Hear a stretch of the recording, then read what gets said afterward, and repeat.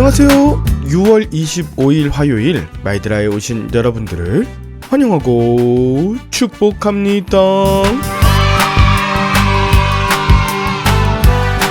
오늘은 6.25 전쟁 74주년 기념일입니다.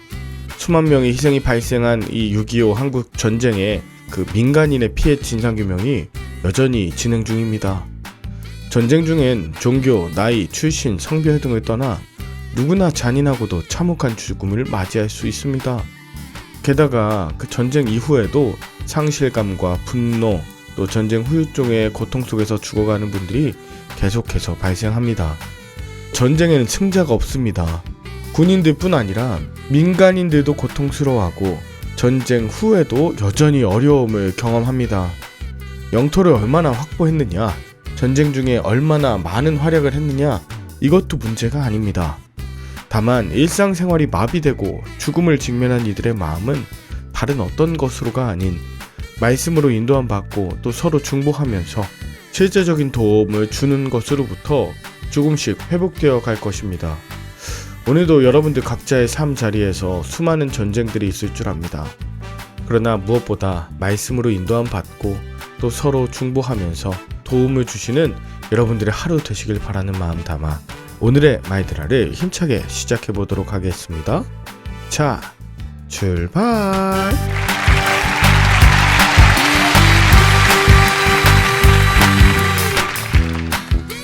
오늘은 역대상 12장을 묵상합니다. 오늘 본문엔 베냐민 지파, 므낫세 지파, 또 유다 지파, 시므온 지파 등 다윗의 용사들에 관한 내용이 나옵니다. 다윗은 사무엘로부터 왕으로 기름을 부음받은 후 사울을 피해서 도망치는 신세가 되었습니다. 이전엔 골리앗을 죽이고 수많은 전투에서 승리한 전쟁 영웅 다윗이었지만 이제는 사울에게 1급 지명 수배자가 되었던 것입니다. 또한 아내인 미갈과도 헤어졌고 생명같이 여긴 친구 요나단도 잃었습니다. 그리고 자신의 형제와 아비의 집에서 도망쳐 지내야만 했죠. 다윗은 사울을 피해서 아둘람 굴, 유대 숲을 또 유대 광야를 떠돌다가 결국 블레셋이 점령한 시글락에서 숨어 지내는 형편이 되었습니다. 그가 블레셋과 사울의 눈을 피해 지내면서 얼마나 외롭고 괴로웠을지 상상해 볼 수 있습니다. 그런데 놀라운 건 다윗이 그렇게 시글락에서 숨어 지내는 동안 하나님을 찾고 힘든 사람들과 함께 했을 때 하나님께서 친히 용사들을 보내셨다는 사실입니다. 사울의 동족인 베냐민 지파의 용사들 그리고 갓 지파의 용사들이 먼저 다윗의 무리에 합류하였습니다. 이것은 다윗이 스스로 큰 군대를 만들고자 용사들을 모집한 것이 아니었죠. 반면에 사울은 힘센 자나 용감한 자들을 불러 모았습니다. 그런 사울을 다윗은 죽일 수 있는 기회가 2번이나 있었지만 그를 죽이지 않았죠. 그리고 그저 힘든 상황에도 순종하면서 하나님의 방법과 때를 기다렸습니다. 베냐민과 유다의 용사들은 이런 다윗의 모습을 보면서 감동하지 않았을까요? 비록 다윗이 도망자인 것 같아도 또 적극적으로 용사들을 모집하는 것 같지 않아도 하나님께서 그를 돕고 계심을 깨달았을 것입니다. 시글락은 블레셋이 차지한 땅이었잖아요. 그래서 다윗에게 더 귀한 요새였습니다. 사울이 함부로 다윗을 잡으러 올 수 없었죠. 그러자 다윗을 돕겠다고 찾아온 자들이 계속 많아지는데요. 이에 블레셋 장관들이 결국 다윗이 몸집을 불려 블레셋을 공격할 것이라고 의심하기 시작했습니다. 하지만 그 덕분에 다윗은 이스라엘 동족을 치는 전쟁에 참여하지 않게 되었어요. 만일 블레셋이 이스라엘을 공격할 때 다윗과 함께 간다면 전쟁에서 이스라엘과 합력하여서 자기 블레셋을 공격할 거라고 의심하는 자들이 많았기 때문이죠. 하나님께서는 이해할 수 없는 고난과 의심을 받는 상황을 통해 나를 지키시는 분이심을 고백할 수 있죠. 다윗은 용사를 모집하는 대신에 하나님의 은혜를 찬양하고 또 자신의 부족함을 눈물로 고백했습니다. 그때 므낫세 세 지파의 용사들이 왕인 사울이 아닌 회개하고 감사하는 다윗에게로 돌아왔어요. 그리고 사울이 죽자 그 뒤를 이어 사울의 아들 이스보셋이 이스라엘의 왕이 되었습니다.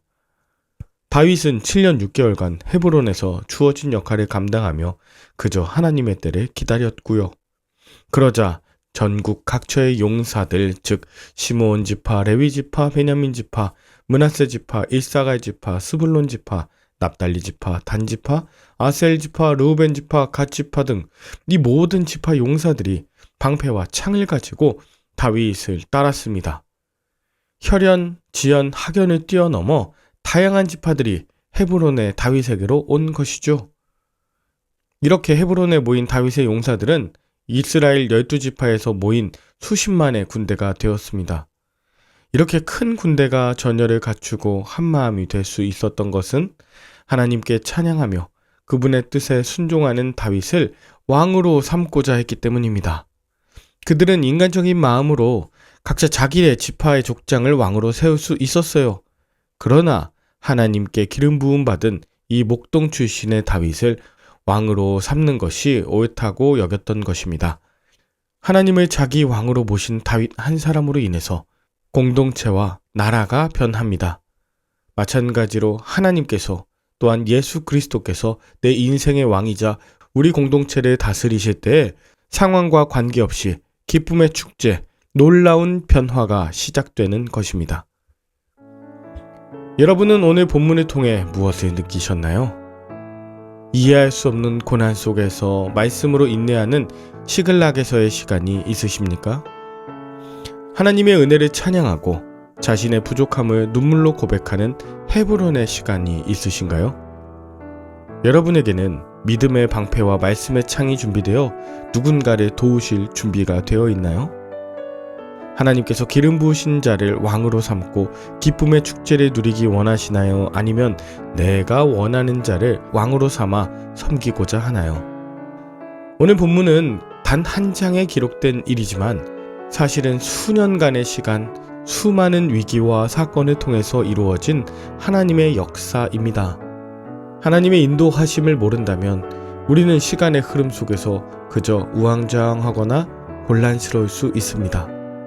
말씀과 기도, 찬양과 회개의 시간을 갖는 자에게 하나님은 참된 동역자들을 붙이시고 또 마침내 기쁨의 축제를 이루어 가시는 분이시다. 이걸 놓치지 않으시길 바라요. 저와 여러분들이 처하고 있는 시글락 그리고 헤브론에서 하나님 중심, 예수 그리스도 중심의 삶을 살아가시길 축복합니다. 내가 주님을 앞서면 모든 것이 내 일이 되지만 내가 주님을 뒤따르면 모든 것은 주님의 역사가 됩니다. 오늘 하루도 하나님께서 함께 하셔서 이 모든 문제가 새로운 기쁨의 축제로 변화되길 마음 다해 축복합니다. 함께 기도할까요? 하나님 아버지, 제 곁에 사울과 같은 사람을 통해 저를 순금처럼 단련시켜 주시고 믿음의 용사들을 만나게 하심에 감사합니다. 저의 힘든 환경이 주님이 저를 지키시고 도우시는 요새가 됨을 깨닫고 날마다 하나님의 은혜를 찬양하고 저의 부족함을 회개함으로 하나님의 큰 군대를 이루게 하여 주시옵소서. 헤브론의 용사들처럼 성도의 교제와 말씀 묵상으로 믿음의 싸움에 동역하게 하여 주시옵소서. 무엇보다 주 예수 그리스도께서 우리의 대장 되심을 잊지 않고 전쟁 같은 삶 속에서도 천국잔치의 기쁨을 누리게 하여 주시길 예수 그리스도의 이름으로 기도 올리옵나이다. 아멘. 오늘도 좋은 하루 되시길 바라며 저는 내일 다시 찾아뵙도록 하겠습니다. 샬롬.